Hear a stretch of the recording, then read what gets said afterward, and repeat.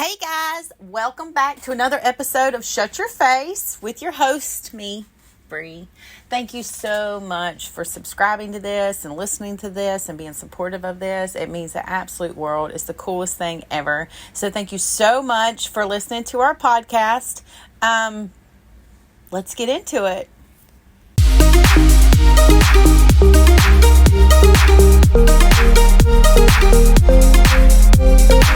Hey guys, welcome back to another episode of Shut Your Face podcast. This is our third season, and I'm starting it off a little different than I have the first two seasons. So let's go ahead and get into it. I have a little itinerary. I have a little itinerary that I can see, but you cannot see. So, first thing on the list is the Kayla, Nicole, and Taylor Swift. I wouldn't even call it drama. Because obviously, we don't know these celebrities. You see people make these videos like I'm doing, or you see people on TikTok talking about, just stirring the pot and just chit-chatting about certain things. We don't really know if in real life if there is drama or not drama, but I wanted to say something about this for multiple reasons, okay? So, back it up. Apparently, Kayla Nicole is Travis's ex. Years. Okay? And she did this Halloween costume that kind of sparked some mouths talking on TikTok about she was making diss at Travis, how she kicked him out. Mind you, they broke up years ago. Travis and Taylor are engaged now.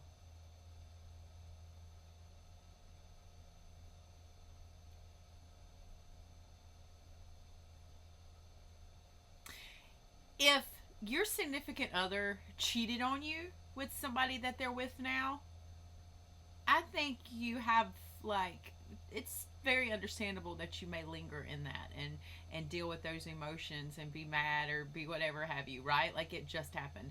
But if your ex is years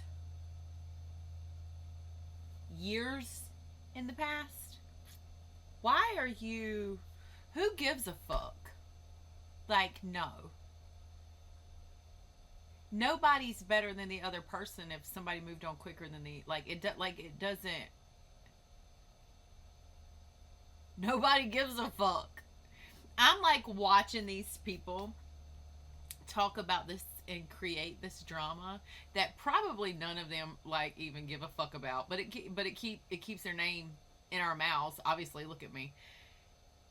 And I'm just sitting here thinking to myself, are you serious right now? Who gives a fuck? And even if she is caught up on it, that's her life. Let her waste her time. Until I saw a clip from a podcast where apparently this girl is Kayla Nicole's friend, and she is talking just disgusting about Taylor. Talking about how you can go from having sex with Kayla to this, to how she's unseasoned, to how Taylor Swift is unseasoned chick. I mean, just dogging the girl. What makes you think that's okay?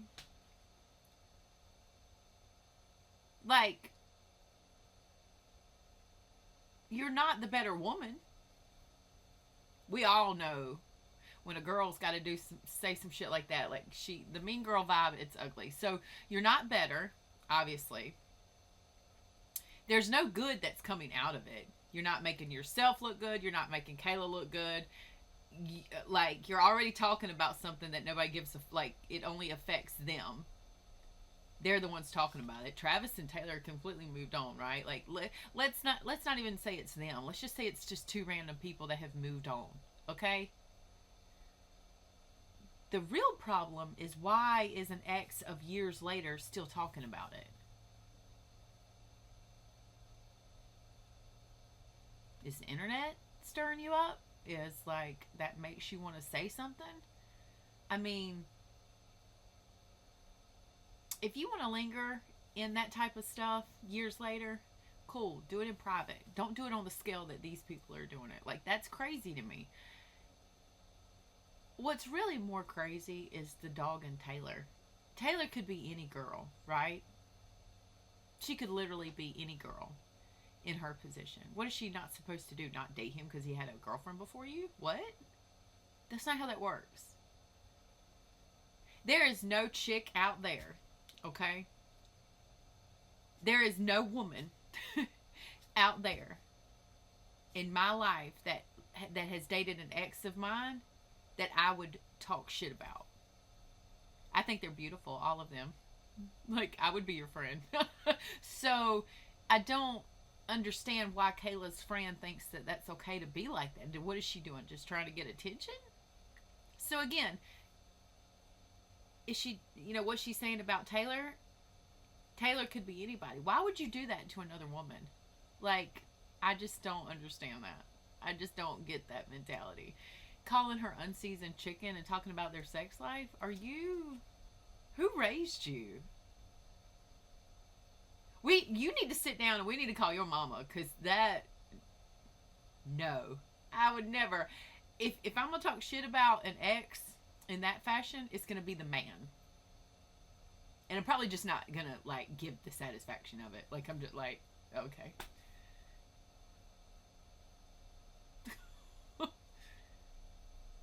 Even then, I'm like, okay, well, wish you the best, whatever.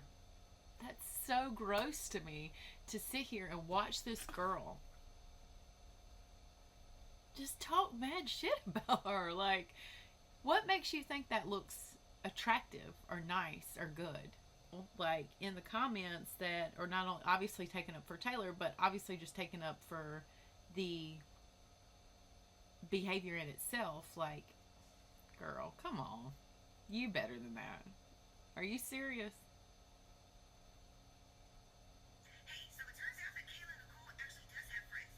Heather Sanders podcast. Yeah, that's what it is. Like, why is she just doing this to, like, why are you doing this, girl?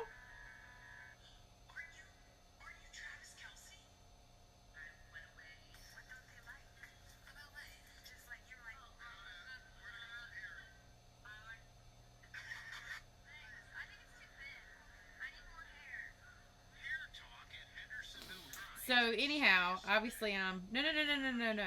I am there. I am there. So it's on Heather Sanders' podcast show, YouTube channel. She's not the girl. I mean, she did kind of agree, but she's not the one that was talking the most crap. It was this other girl that she had on there, and I can't find what her name is. But y'all, we're better than that. Like, we're so better than that. Why you have to do that? Why you got to set us back? Oh, look, I will say this. Your ex-man is now marrying Taylor Swift. I think we all, I mean, I would be hurt for you. Like, I am a little bit. Like, that, I would be like, damn. Really jack that up. It's Taylor Swift. I think any woman on this planet would feel like,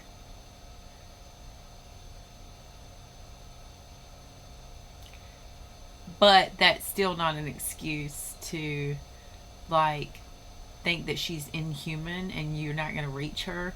You're probably not, but still, it's such an ugly look. It's so ugly to see girls be that way to other girls. Like, and what for? You make you look bad. You're not making anybody else look good. Like, there's nothing good from it. Anyways, whatever. On to the next topic.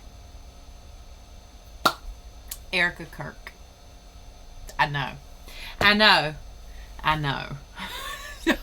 So there's a lot of controversy kind of surrounding the whole Charlie Kirk's death in its entirety. There's a lot of controversy. I do not know all the facts about it, nor have I dug into all the facts about it, and I'm not going to.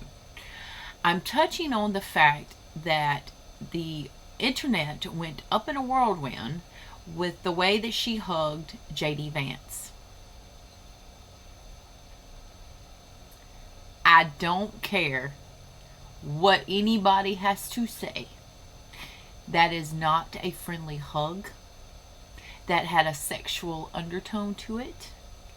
And if JD Vance was my husband, she would not do it again.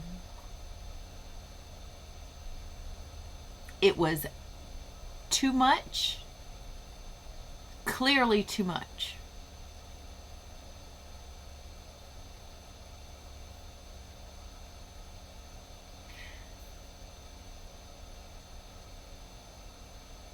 I don't know what the fuck people are thinking when they live. What would possess this woman to do that? One. Two, what's really going on if he allowed that? I will say this, okay? Because I like to give the benefit of the doubt. You're on a public, like, you're in this event, this huge thing. There are people everywhere, okay? And it is real couth to not cause a scene. Like, if you want to be proper persons, men or women, you don't want to cause a scene, okay? It's frowned upon. So I don't know if JD Vance just didn't do anything because he didn't want to cause a scene, or it was just like not thought of. I don't know. I don't know.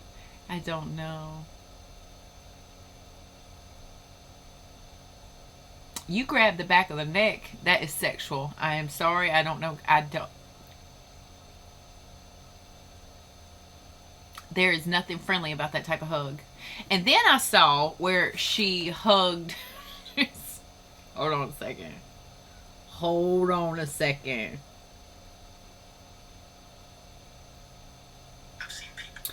Yeah, she hugged Jason Aldean.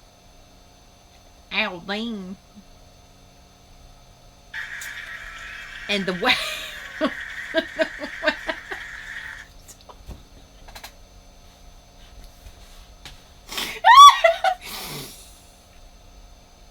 I don't know what it's for. I don't know what event it's for or why they're there, because I'm not Patriot Awards. Apparently this is in New York, and this was like the first week of November. This is TikTok, by the way, that I'm going off of, so don't hold me to this. But Jason and Brittany apparently came up there for some, I don't know what's going on, but she hugged Brittany. She grabbed Brittany's head. I think she did that on purpose. And then she hugs Jason a little too hard. Look, okay? And you can look, Brittany sees her hand on his back. Okay. Let me just say something. About this. There are unspoken things that people do, men and women, that people do to kind of like express, I don't want to say dominance, that's the wrong word, possession. Like, this is my territory, okay? It's the same thing as if, you feel like there's a threat outside your home, so you go walk on your front porch and stand there. You don't say anything, it's the presence. It's like the behavior. So the behavior of Brittany kind of just looking at the way that she's hugging Jason, you could just see the fire coming out of her face. Any woman would feel that way, especially after the controversy of the way that she hugged JD, and then now she thinks that this is okay. It's so rude, because you're literally putting yourself in a position to get reprimanded in whatever, like, form or fashion. Now Jason Aldean's not gonna say anything. You're on a like, nobody's gonna say anything because you don't want to cause a scene on a freaking stage in the middle of New York City, okay? And then now it's like, it's almost like she is getting by with this scooting over the line stuff, inappropriate behavior, because nobody's going to say anything to her because her husband passed away or got murdered, basically, which is a whole nother. Again, I'm not bringing that up because of that, because I don't know enough of the facts and exactly what's going on with his murder to speak on it. So I'm not going to speak on it, but I will speak on this. The other thing that I was going to say is, a lot of people were talking about how JD Vance, there's got to be something going on, right? Have you ever seen the movie Obsession or Obsessed, where Beyonce is in it and her husband's got this girl that won't, is this new receptionist or whatever at his job or whatever, blah blah blah, and she won't leave him alone, and the girl is literally psycho and will not, keeps trying to set up and do these types of things. Not every man is the bad guy. Sometimes there's a girl out there that will not leave well enough alone. Sometimes that happens. And Erikka Kirk is falling along those lines. With these, even coming from the strip club, okay? Coming from the strip club, that would be deemed inappropriate behavior, at least outside. You wouldn't do that to somebody else's customer or whatever have you, or man. It's not that's very inappropriate. Extremely inappropriate. If I was sitting with a couple, or if I was in a room,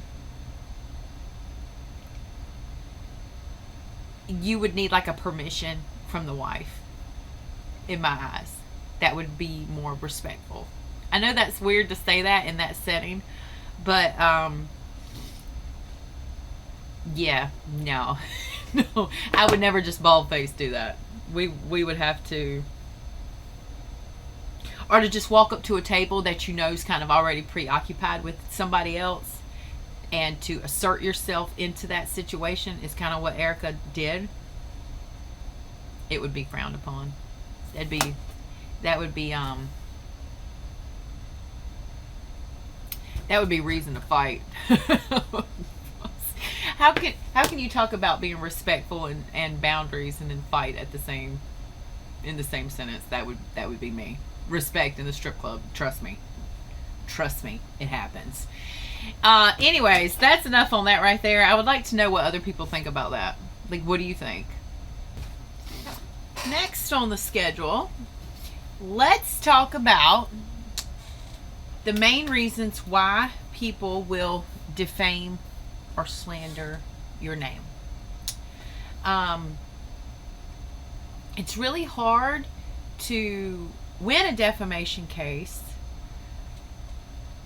if you don't understand the root cause of kind of why things are happening. Sometimes people are just literally targeted. They're really just, somebody sees something in you and they don't like it, and so they do what they do because of it. Sometimes there is a cause and effect. Sometimes something happened and it led to those actions from another person. So, it really depends on kind of why things are happening, so that you can better tackle it. One of the main reasons why people decide to defame or slander other people, is out of just sheer jealousy. I hate to say that word because I don't believe people are actually jealous, but they are. So you have to accept that people may or may not think that you don't deserve what you have, or they want what you have, or they're just jealous of your life, or they just are miserable, or whatever have you. It exists, and you have to accept it. Sometimes that is exactly why people are talking crap about you. The other main reason, a lot of them, at least, for me in a lot of my cases, people will defame or slander a person's character in hopes that who they're talking to doesn't believe that person because that person holds the truth. So for me, I had a lot of situations with people that would show them in a bad light. So, in order to rectify or flip that as quickly as possible, they would make me out to be crazy, even though I'm clearly not. But they did that to the masses to cover themselves up. My problem is I'm really kind of early, and I'm a nice person, so I try to talk to people about things I shouldn't try to have normal conversations with them with. That's my main problem. I tried to talk to people in a normal way to rectify whatever the problem was, thinking that they would be respectable, and that's not what happened. But they try to get out the gate first by posting something on the internet in a light that isn't exactly what the situation is, so that it makes me look crazy to cover up how they actually are. That's wild to me that people do that, but they do. Obviously, they do. They've done it with me multiple times. A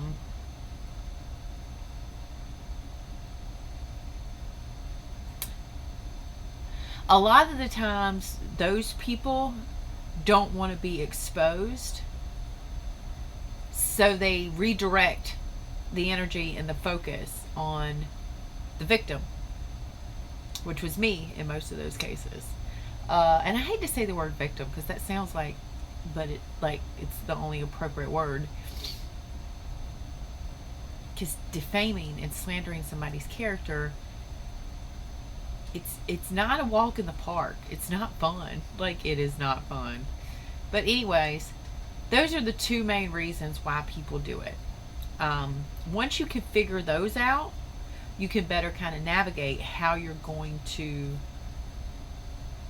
rectify or leave the situation, or how you're going to deal with it, because you're not going to be able to sit with most people or call them up and be like, hey, can we fix this? Most people are so committed into whatever they're saying, or whatever decision they've kind of made about it. It's no. Just no. Leave them over there. Stay as far away as possible as you can, or whatever, and then figure out what you're going to do about it. Sometimes the best way to rectify it is to walk away, which sucks, but sometimes that is the best thing to do. The second best thing to do is you can just stand your ground. I've had to do that multiple times because it's so common sense, what I'm saying, that actually kind of just shines through their own bullshit. But it's hard to stand your ground because you're literally fighting a version of you that doesn't exist. And it's very emotionally draining. It's very draining. Plus, I'm really good at reading people's energy, so I pick up on that a little too much. But anyways, those are the two main reasons why people decide to defame or slander someone. Now, for me, most of my business is dealt on the internet. Okay? With that being said, it's very hard to grasp an emotional context with people on the internet or through text message or whatever have you, versus being face to face or FaceTime or just in person. It's very hard to grasp that through the internet, and I can allocate a lot of situations I've had because of that. I feel like they probably wouldn't have went sideways if an emotional context could have been attached. Nonetheless, it is what it is. The easiest way to spot if you're dealing with somebody on the internet that's jealous of you, whether it's a family member or a friend or a customer or a business partner or whatever have you, the quickest way, you've got to be quick and you've got to be on it, is if they post something, a quote, or a lot of people tell them themselves, at least for me, that's what worked for me. They tell them themselves. They'll post a quote or they'll share something, And then what you can do is you can post a story, and if they're one of the first like 5 or 10 people that watch your story, they're looking for a reaction to what they're posting. They're looking for either a reaction that they can use against you, or they're looking to see kind of if you've figured them out yet or not. So for the longest time, most people didn't know this, but I would post stories to see who's watching me, because that helped me figure out who I need to watch and who I don't need to watch. People, most people, okay, most people are not bad people, so they have a conscience, and they think about the things. They don't want to get caught. They don't want to do whatever. Like, I had a particular person, Megan at Revelation Ranch, actually would watch me constantly. And at first, I thought somebody was in her ear. That's where a lot of situations would happen. I could tell, like, put 2 and 3 together and be like, okay, is this person watching me? I don't know why this person's watching me. They must know somebody, whatever. It's the best way to kind of navigate business on the internet so that you know how to deal with various people. Okay, if you just go in it blindsided, you may or may not make it out. It's different to navigate business online versus in person, because if you have a brick and mortar store and you are, in person, they have to come to you, one, okay, and it's a single location that you can control in one sitting, right? You're not out on the interwebs, and you can control who comes, who goes, and you have an emotional context. The internet's different. You put something out there on the internet, you have no idea who's watching. You have no idea where they're at, what they're doing. Like, you cannot. It's different, okay? So you have to navigate yourself through good and bad people like you would in person, the way that I just told you. You have to kind of watch people and see how they move and what they're saying and what they're doing. You cannot do business in longevity with someone that is jealous of you or has ill intentions. You'll need to cut it off. You'll need to figure out a way to get rid of them. You'll need to I don't know what to tell you, but you'll need to separate that. And yes, people will purposely come to you even though they don't like you. The amount of times I have had this happen is insanity, because if I don't like somebody, I'm not going to buy anything from them. Like, it's not. But there are very few people that I don't like. Like, I just don't think that deep into it. You have to do something to me. You have to really, really, really do something to me for me to not like you. Anyways, whatever. I digress. If your energy is taking you to somebody, watch what they post and then see how quick they watch you. Watch what they post and then see how quick they watch you. And if you want to actually go a little further, you can try to talk to their friends. You can really get a feel for putting 2 and 3 and 4 together. I would do that. I would try to talk to their friends, and I could tell right out the gate what somebody was saying about me. Because if, let's say, Sally over here is ordering from me and she loves everything, it's great, it's wonderful, oh, she's just singing me all these praises on the internet, but her best friend won't buy nothing from me,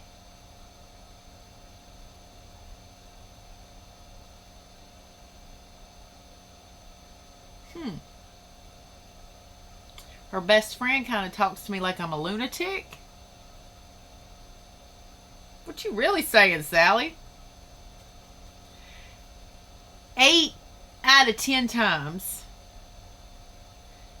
Sally's probably a liar. Very rare is it that you have a third party that's kind of like just doesn't like you on their own accord.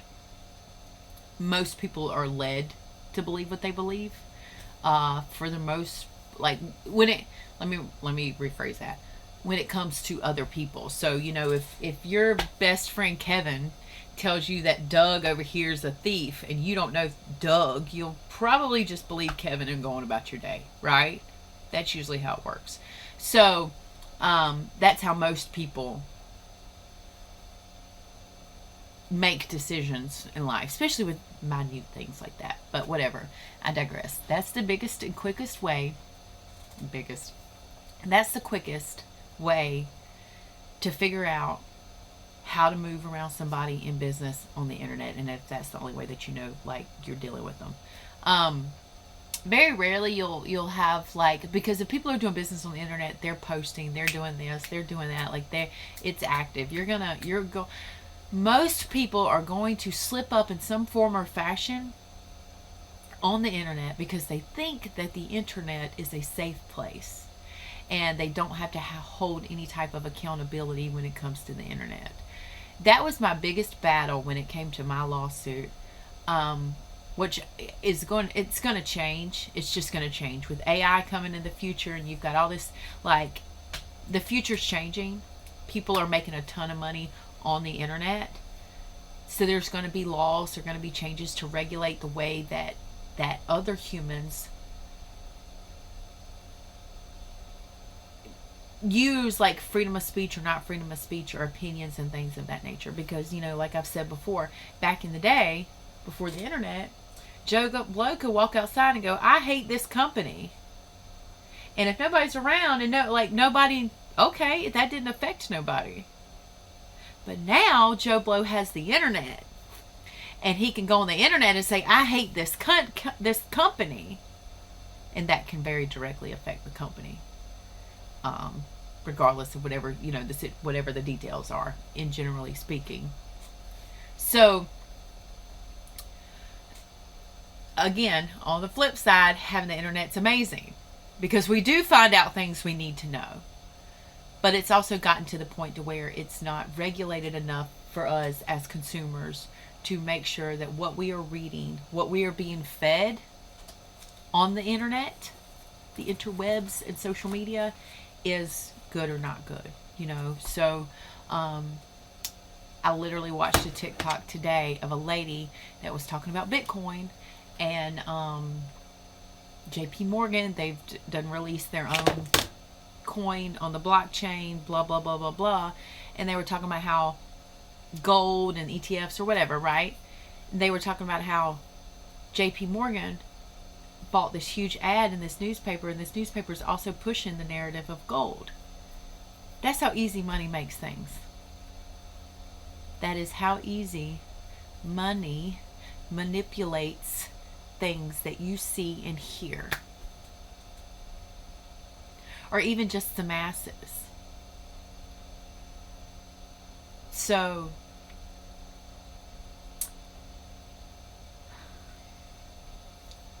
watch what your people post, watch if they watch you, and you can kind of get a feel from there. Back to the whole why people defame and slander, because they're assholes. Okay? That's why. No, it's usually because they're jealous or they're trying to cover their tracks. That's why I'm really glad that more people are understanding psychology on a deeper level, and more people are kind of raising an eyebrow when Jerry over here calls Kelly crazy. We're looking at why Jerry's calling her crazy and not necessarily why she's crazy. So that's really good to see, because in a lot of my situations, or before you get called crazy, it's like nobody believes you. That's exactly why they want to call you crazy, so nobody will believe you, because you have the truth. Ding, ding, ding, ding, ding.